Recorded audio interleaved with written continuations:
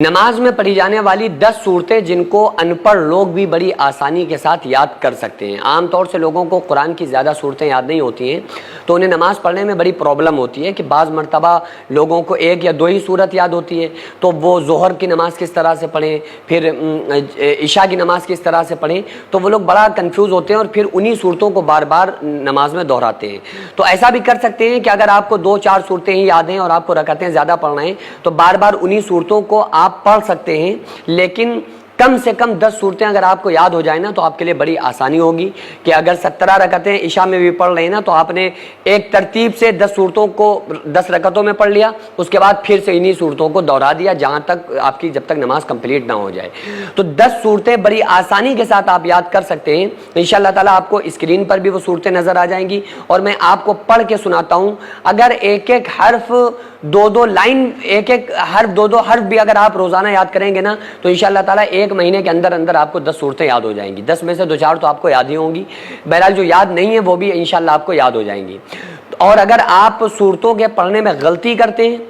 تو وہ غلطیاں بھی آپ کی درست ہو جائیں گی۔ تو بہرحال میں علم تر کیف سے والناس تک کی بڑی چھوٹی جو صورتیں 10 صورتیں بڑی خاص صورتیں نماز میں اکثر پڑھی جانے والی صورتیں میں ان کو آپ کے سامنے پڑھتا ہوں۔ آپ کو اگر یہ صورتیں یاد ہیں تو آپ ان کو اچھے سے سنیں تاکہ اگر کوئی غلطی ہو تو وہ صحیح ہو جائے، درست ہو جائے، اور اگر آپ کو یاد نہیں ہے تو پھر آپ ان کو سنیں، بار بار سنیں۔ اگر اس کو آپ ریکارڈ کر کے رکھ بھی لیں گے نا، الگ آپ اس کو سیو کر کے ویڈیو کو رکھ لیں تو اور دن بھر میں 2 سے 3 مرتبہ ایک صورت کو روزانہ سنیں، انشاءاللہ تعالی ہفتہ بھر نہیں لگے گا آپ کو صورتیں یاد ہونا شروع ہو جائیں گی۔ بس آپ سنتے رہیں، اس کو صرف سن لیں، آپ کو صورتیں انشاءاللہ تعالی یاد ہو جائیں گی، کیونکہ کثرت سے جب آپ اس کو سنیں گے نا تو وہ الفاظ، وہ حروف، وہ آیات آپ کے ذہن میں بسنا اور پیوست ہونا شروع ہو جائیں گی۔ تو میں 10 صورتیں آپ کے سامنے پڑھتا ہوں، ان کو بغور آپ حضرات سن لیں۔ اعوذ باللہ من الشیطان الرجیم، بسم اللہ الرحمن الرحیم۔ ألم تر كيف فعل ربك بأصحاب الفيل ألم يجعل كيدهم في تضليل وأرسل عليهم طيرا أبابيل ترميهم بحجارة من سجيل فجعلهم كعصف مأكول۔ بسم اللہ الرحمن الرحیم، لإیلاف قریش إیلافہم رحلة الشتاء والصیف فلیعبدوا رب هذا البیت الذی اطعمہم من جوع وآمنہم من خوف۔ بسم اللہ الرحمن الرحیم،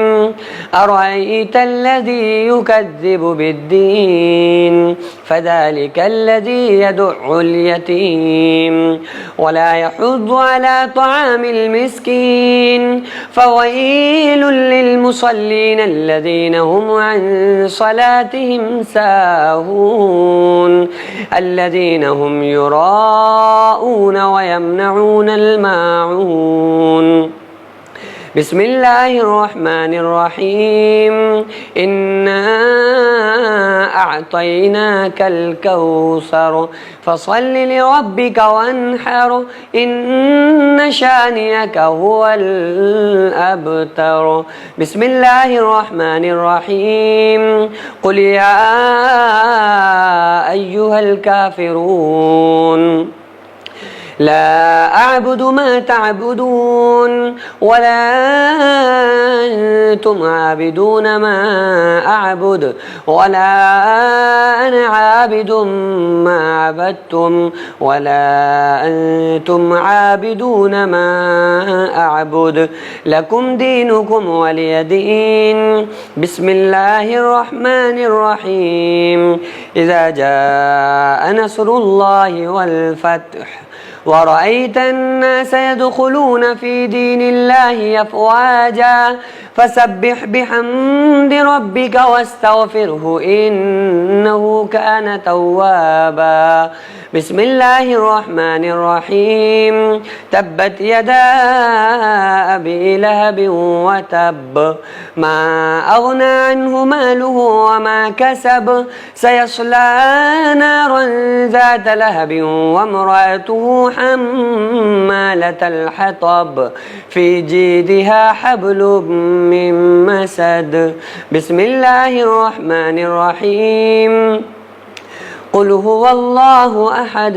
الله الصمد لم يلد ولم يولد ولم يكن له كفوا أحد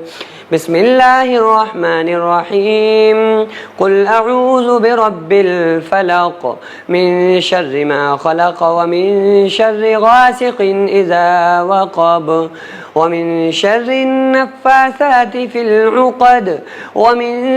شر حاسد إذا حسد